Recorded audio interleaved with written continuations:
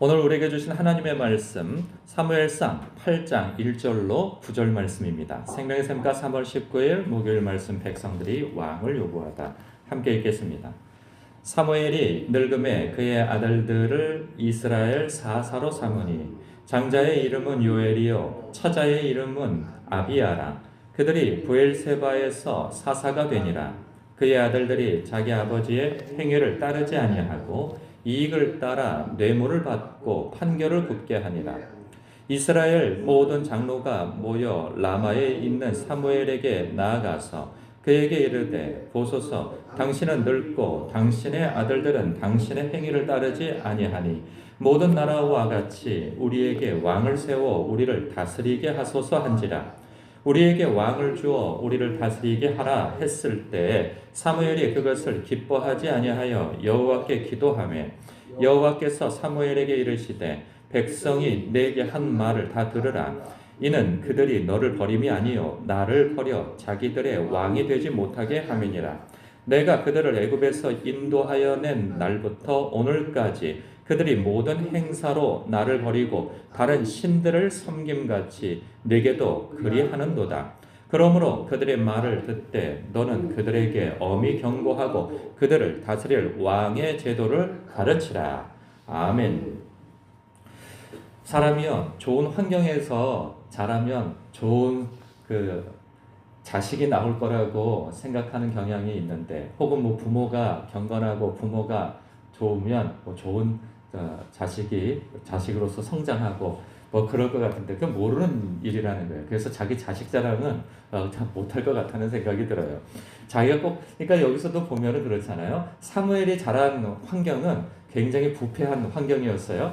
그의 그의 후견인이라 할 수 있는 엘리 제사장도 그렇게 경건한 삶의 모습을 보이지 못했고, 그리고 그의 자식들 또한 마찬가지였죠. 아니 이렇죠. 엘리는 어찌 보면은 그의 젊은 날에 아주 경건한 삶을 살았으나 그 자식들은 그 아버지의 모습을 따르지 못했고, 또한 아버지는 엘리는 너무 늙어서 어떤 누구죠? 사무엘에게 직접적인 영향은 오히려 그 아들들인 제사장 두 명이 있잖아요. 그 두 명이 보였을 것인데, 그러한 부패한 환경 가운데에서 사무엘은 아주 경건하게 자랐단 말이에요. 정직하게. 근데 또 보면은 사무엘은 앞서 그는 하나님 앞에 충성되고 신실하며 그게 잘 다스리고 그랬단 말이에요. 그런데 반면에 사사로서 성장한 이 두 아들들은, 사무엘의 아들들은 또한 굉장히 부패한 그러한 사사로서 모습을 보이게 되어져요. 이러한 광경을 지켜보았던 장로들이 사무엘을 찾아왔죠. 그리고 요청을 합니다. 그게 5절이에요. 당신은 늙고 당신의 아들들은 당신의 행위를 따르지 아니하니. 그러니까 우리가 가만히 보자 하니 당신은 늙어서 살 날이 얼마 남지 않았고 당신의 그 뒤를 이을 사사들인 당신의 아들들은 당신의 행위를 따르지 않는 거 보면 이게 앞날이 깜깜하다. 그러니 우리에게 왕을 세워달라, 이런 요청을 합니다. 그러니까 어떻게 하면 좋겠습니까? 라고 묻는 것도 아니었고, 그 문제를 가지고 하나님 앞에 나아갔던 것도 아니고 자신들끼리 다 결정을 내려서 가지고 왔어요. 이 태도만 보더라도 다른 면모가 있어요. 이 장로들의 요청을 듣고 사무엘은 어떻게 행동합니까? 하나님 앞에 나아갔죠. 그 문제를 하나님 앞에 가지고 나아가서 기도함으로 하나님의 의중을 여쭙게 되어집니다. 그러나 이 장로들의 모습 속에서는 하나님께 여쭈는 면이 없어요. 그런 태도 자체가 완전히 사뭇 다른 모습을 보게 되어져요. 그러니까 하나님 앞에 묻는 게 이미 결정을 다 내리고 왔어요. 그들은 해달라는 거죠. 어떻게 하면 좋겠습니까가 아니라 우리에게 이렇게 해달라라고 통보식으로 이야기를 했단 말이에요. 이것이 하나님 앞에 우리의 자세가 어떠해야 하는가에 대한 모습을 일면 보여주죠. 그런데 이제 여기서 보면 7절에서 하나님께서 그냥 우리 생각에서는 하나님의 대답이 나오기 이전에는 그럴 수 있지라는 생각이 들어요. 무슨 생각입니까? 5절에 보면은 그렇기 때문에 모든 나라와 같이 우리에게 왕을 세워 우리를 다스리게 하소서라고 얘기를 하는 거예요. 그러니까 여호와 하나님은 우리 눈에 보이지 않고 눈에 보이는 왕들이 통치하는 그 주변 나라를 보면은 강력한 통치 구조를 가지고 있잖아요. 그 다스림 속에서 편안하게 살고 싶은 거죠. 좀 평안하게. 그 편안하고 평안하게 살고 싶다라고 하는 것에 있어서는 하나님을 의지하면서 피곤하게 살고 싶지 않다는 거예요. 그러니까 나의 삶에 뭔가 안전한 장치가 있어서 굳이 하나님 앞에 아쉬운 소리 하지 않아도 우리가 살기를 원한다. 저렇게 좀 강력하고 부유하고 일사불란하게 외적이 쳐들어와도 방어해낼 수 있고 하는 그러한 그 시스템을 원한다라고 얘기를 하는 거죠. 여느 나라와 같이, 모든 나라와 같이. 그런데 요 내용만 보면은 그럴 수 있지라는 생각이 들어요. 그런데 하나님께서는 어떤 반응이세요? 7절에 그들이 나를 버렸다라고 표현하는 거죠. 그러니까 하나님의 백성은 모든 나라와 같은 모습으로 부르신 게 아니에요. 하나님께서는 당신이 친히 왕이 되시고 그리고 그들을 하나님의 백성으로서 하나님의 통치와 다스림 속에 그들을 이끄시기를 원하신 거예요. 그런데 정작 하나님의 백성은 하나님의 통치와 다스림을 원치 않는다는 거예요. 눈에 보이는 그 어떤 시스템의 도움을 받아서 편안하게 살고 싶은 거죠. 우리도 그럴 수 있어요. 오늘날 우리가 뭐 왕의 체제 그러한 것은 없지만 마치 누구의 통치와 다스림을 받고 싶은가라고 하는 것에 있어서는 이 말씀이 우리에게 깊은 메시지를 줘요. 오늘날도 여전히 하나님의 사람들은 우리 그리스도인들은 주님의 통치를 받아 살아야 하는 거예요. 그런데 우리 주님은 눈에 보이지 않아요. 그리고 나의 어려운 가운데에서 일일이 하나님 앞에 도움을 요청하고 하기는 번거롭고 왠지 좀 치사한 생각도 들기도 하고 그럴 수 있어요. 그러면 사람이 원하는 것이 무엇이겠어요? 모든 사람들이 그렇게 하는 것처럼 우리에게 돈을 달라. 모든 사람이 그렇게 하는 것처럼 우리에게 강력한 지도자를 달라. 그런 거죠. 우리에게 뭔가 이러잖아요. 사람들은요, 이거 하나만 보더라도 목사님에게 어떤 문제를 가지고 오면 목사님 이거는 이거고 저겁니다. 이렇게 해서 저렇게 하십시오. 라고 얘기해주는 그런 영적인 카리스마가 있고 그리고 예언의 은사가 있어서 이렇게 하니까 하나님께서 이렇게 저렇게 해서 이렇게 하기를 원하십니다. 하고 얘기를 딱딱딱 해주기를 원하는 사람들도 굉장히 많아요. 여러분은 어떠세요? 여러분은? 그런데 생각해 보세요. 만약에 여러분들이 목사님에게 여러분의 어떤 삶의 문제가 있어요.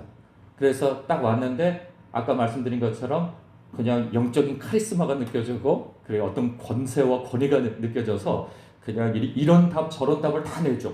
그냥 하나님께서 이렇게 말씀하십니다. 저렇게 말씀하십니다. 이것이 하나님의 뜻입니다. 라고 모든 답을 다 줘요. 그러면 여러분은 하나님 앞에 문제를 가지고 가서 기도할까요? 안 할까요? 안 하게 되어져요. 안 하게 돼요. 이게 장단점이 있어요.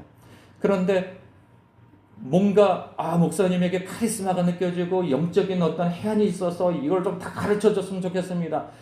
우리에게는 이러한 카리스마 있는 목사님을 원합니다. 라고 한다면 그게 얼핏 보면은 좋은 것 같은데 기도하기를 원치 않다는 뜻인 거예요. 내가 하나님의 통치와 다스림 받기보다는 눈에 보이는 지도자를 따르고 싶다는 그런 표현이 되어지는 거죠. 역시 마찬가지예요. 하나님만을 의지하고 산다는 것은 굉장히 불안 요소가 있어요.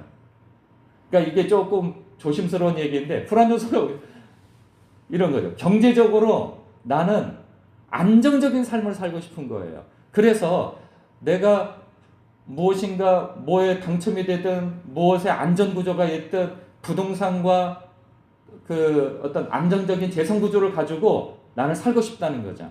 그래서 하나님 앞에 끊임없이 그것을 요구하고 할 수 있어요. 왜? 나는 하나님, 이 사람들도 마찬가지인 거예요. 우리는 외침을 받으면서 그런 불안 요소를 가지고 살고 싶지 않다는 거죠. 그러니까 강력한 통치를 원합니다. 그래서 편안한 삶을 살고 싶습니다. 이 얘기인 거예요. 그런 것처럼 그러나 하나님은 당신이 방어막이 되어주고 당신이 통치자로서 왕으로서 내가 너희들을 나를 잘 충성되게 섬기면 내가 너희들의 삶을 보장할 것이다. 하나님의 나라와 그의 의를 구하라. 그리하면 이 모든 것을 너희에게 더하시리라. 아닙니다. 이 모든 것을 먼저 더해 주십시오. 그러면 충성하겠습니다. 마치 그런 요구와 같은 거죠. 명예도 마찬가지예요. 지위도 마찬가지죠. 사람이 하나님 말고 그 무엇인가 나를 안정되게 해줄 그 무엇을 추구하는 거예요. 이게 잘 전달이 됐는가 모르겠습니다. 새벽이라 조금 어려운가요? 조금 더 지나가다 보면요, 이제 그 사울이 나와요. 사울이 넘어진 이유가 무엇일까요? 처음에는 하나님의 통치를 받아서 살 것처럼 그렇게 나옵니다. 굉장히 겸손하기도 하고 태도가. 그런데 그가 왕이 되어지고 난 다음에는 그 통치에 있어서 하나님의 간섭을 받기를 원치 않는 거예요. 여느 나라의 왕들이 어떤 모습이었습니까? 굉장히 절대 왕권을 가지고 있어요. 거의 신과 방불한 모습을 가지고 있어요. 그렇기 때문에 나도 하나님의 간섭을 받지 않고 통치 구조를 갖고 싶은 거예요. 그래서 백성들의 눈치를 보고 백성들의 그 기분을 맞춰서 통치를 해나가려고 합니다. 하나님의 명령 굳이 받고 싶지 않은 거예요. 하나님이 없어도 되는 사회, 하나님이 없어도 되는 삶, 왕권, 그것을 추구하고자 그는 열심히 노력을 하죠. 그러나 결국은 어떻게 되어집니까? 나라는 망조가 일어나고 그는 미치고 결국은 죽게 되어지죠. 그러니까 하나님 없이 편안하고 안전한 삶을 살고자 하는 그 동기가 하나님 앞에 잘못되어졌다 하는 것이죠. 왕도 필요할 수 있고 우리 식대로 하면은 지도자도 어떤 강력한 지도자도 필요할 수도 있고 그리고 경제적 안정도 필요할 수 있어요. 그런데 하나님의 통치와 다스림 속에서 살아가는 것을 피하고자 나의 삶의 안전을 요구하는 마음을 갖는다면 하나님께서는 그것을 뭐라고 하시는 거예요. 그래서 결국은 그 왕을 세워주시잖아요. 그러나 이런 위험 요소가 있다라는 것을 알려주고 세워라 이렇게 말씀하신단 말이죠. 사랑하는 성도 여러분, 오늘날도 우리에게 있어서 하나님의 통치를 받는 것은 선택의 문제가 아닙니다. 하나님의 통치를 받는 것은 우리 믿는 사람들에게는 절대적인 거예요. 그래서 우리가 죽으면 천국 가 이런 얘기도 다 뭐냐? 천국은 하나님의 나라, 하나님의 통치, 영원한 통치가 있는 것이 천국이에요. 그렇다고 한다면 이 세상에서 하나님의 통치, 즉 말씀의 통치, 성령의 다스림을 받지 않는 사람은 하나님의 영원한 통치가 있는 천국에서 눈을 뜰 수 없다는 것을 아셔야 합니다. 그렇기에 오늘날도 우리가 이 말씀의 통치를 받는 것이 먼저잖아요, 성도가. 앞서 모든 내용 속에서 첫 시작이 엘리의 두 아들은 하나님을 알지 못하기 때문에 그런 죄를 지었다라고 이야기를 해요. 여기서도 백성들이 하나님을 아는 지식이 없기 때문에 하나님의 통치를 원하지 않고 왕의 통치를 바랍니다. 이런 얘기를 하는 것처럼 우리가 하나님을 아는 지식이 없으면 세상을 더 의지하게 되고 사람을 의지하게 되어지고 재물을 의지하게 되어진다는 거죠. 사랑하는 성도 여러분, 오늘도 하나님의 말씀 안에서 하나님을 아는 여러분 더욱 되시기를 원합니다. 그래서 하나님의 통치와 다스림을 받으며 살아가는 여러분이 되시기를 주님의 이름으로 축복합니다. 기도하겠습니다.